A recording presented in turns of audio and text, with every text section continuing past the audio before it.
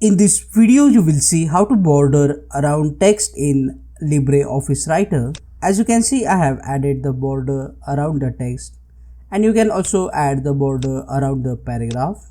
First, you need to type or paste the text inside the document, and then select the text you want border around or a paragraph. Right click and then go to the paragraphs option here. Make sure you have clicked on the borders tab, and here you will see this line arrangement option. You have to select the second option, all four borders. You will see the preview here.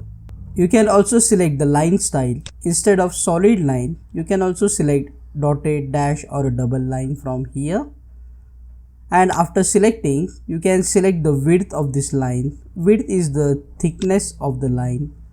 So I like the thick line, and you can also specify the color of the border. So let's say we will select red color. You can see the preview, and after selection, just click on OK to add border around the text or paragraph. Click on that like button, comment below and let me know if this video solved your problem. And don't forget to check out these useful videos related to LibreOffice Writer. See you again in the next one.